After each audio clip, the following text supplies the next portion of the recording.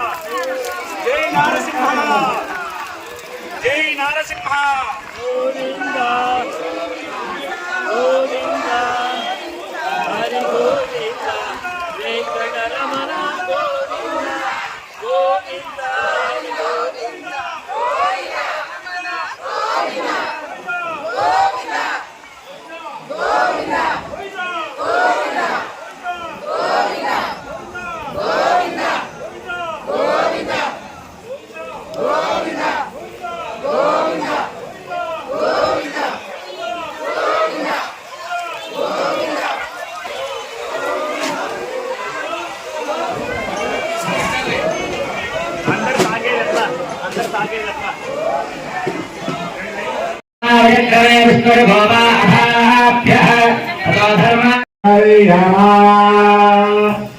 सन्नयेन्द्र बृहस्पतिः सन्नो विष्णुरुक्रमः नमो ब्रह्मणे नमस्ते वायो एव प्रत्यक्षं ब्रह्म वदिष्यामि ऋतं वदिष्यामि सत्यं वदिष्यामि साह्यामनाधमार्यं प्रयाजजातः कृतेन सहस्रता मन्युरिन्द्रो मन्युरेवासदेव मन्युरो दावरुणो जातवेदा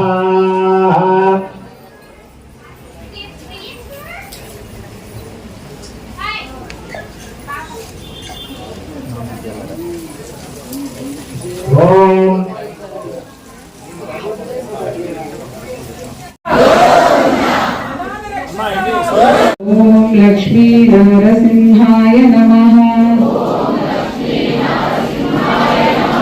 ओम लक्ष्मी नरसिंहाय नमः। ओम लक्ष्मी नरसिंहाय नमः। ओम लक्ष्मी नरसिंहाय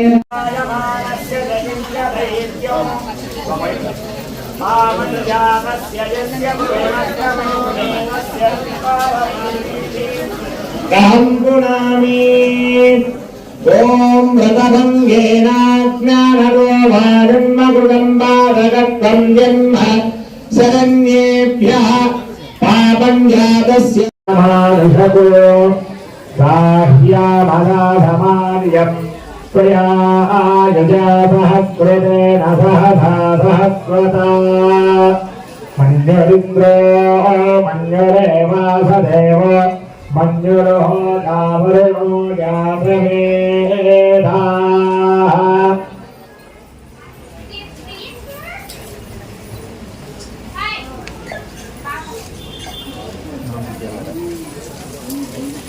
ओम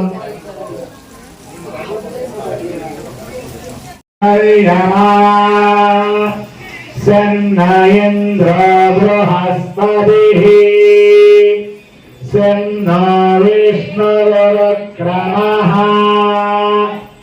नमो ब्रह्मणे नमस्ते वायो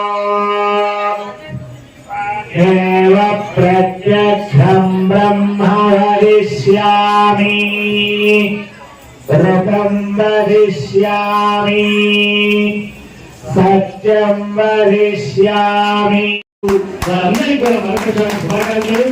మరి ఈ యొక్క 11వ రోజు కార్యక్రమాన్ని పూర్తయిన సందర్భంలో ఈ ఆలయ నిర్మాణం మొదలుపెట్టినప్పటికీ ఎప్పుడైతే ఆలయ ప్రతిష్టా కార్యక్రమం పూర్తయిందో భక్తుల్లో ఒక భక్తుడైనటువంటి మరి శంకర్ గారు వారి యొక్క జన్మదినం కూడా ఈరోజు కావడం, జన్మదినం సందర్భంగా మనందరి తరఫున ఆయనకు జన్మదిన శుభాకాంక్షలు తెలియజేస్తూ ఈరోజు మనం తీసుకుపోయేటువంటి ప్రసాద కార్యక్రమాన్ని ఈరోజు అన్న ప్రసాద కార్యక్రమం ఆయన జన్మదినం సందర్భంగా మనందరికీ మరి వారు విందులు ఏర్పాటు చేసినందుకు కూడా భగవంతుడు ఆయన ఇంకా ఆరోగ్యాన్ని బాగా ఇచ్చి ఆయన చేయబోయే కార్యక్రమాలని కూడా దిగ్విజయంగా ముందుకోవాలని మంచి ఆరోగ్యంతో ముందుకోవాలని మరొకసారి కోరుకుంటూ మనందరికీ కూడా మీరు 26వ తారీఖు గుర్తుపెట్టుకోండి.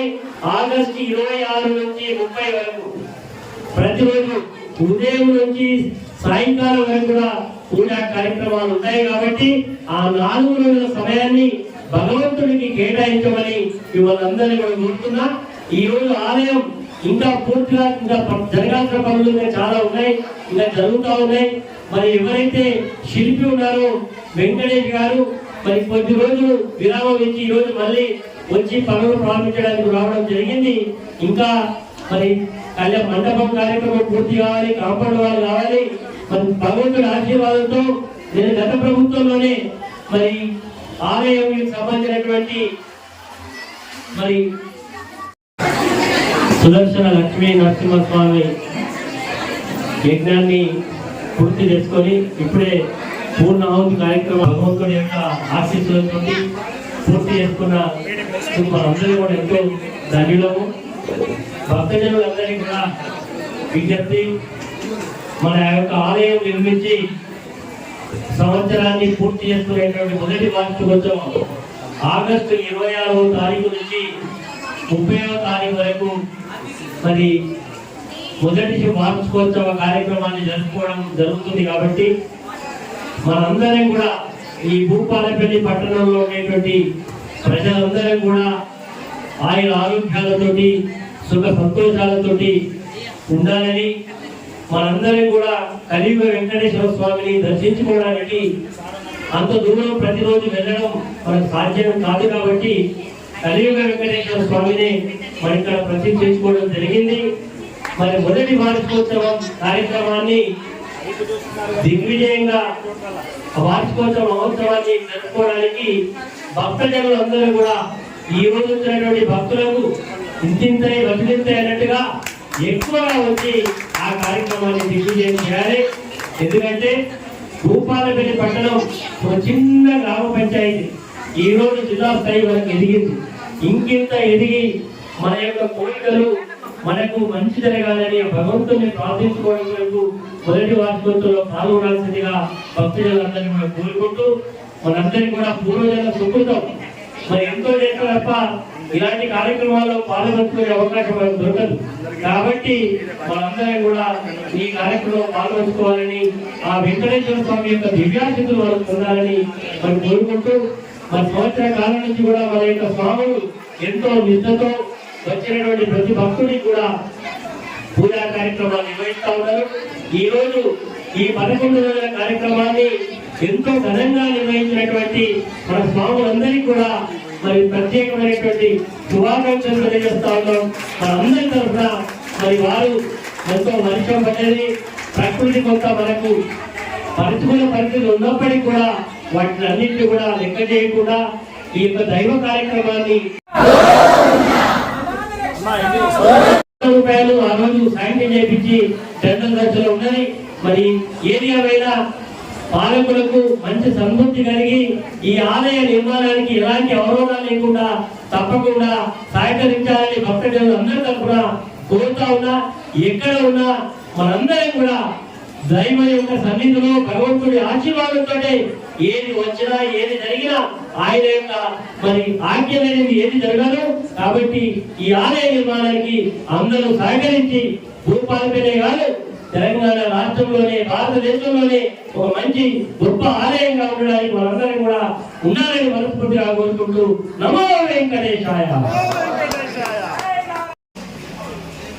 ఓం శ్రీ మాత్రే నమః. ఓం శ్రీ మాత్రే నమః. ఓం శ్రీ మాత్రే నమః. ఓం శ్రీ మాత్రే నమః. ఓం శ్రీ మాత్రే నమః. దేహగంధరస్య స్వాహా నిష్కృత్యే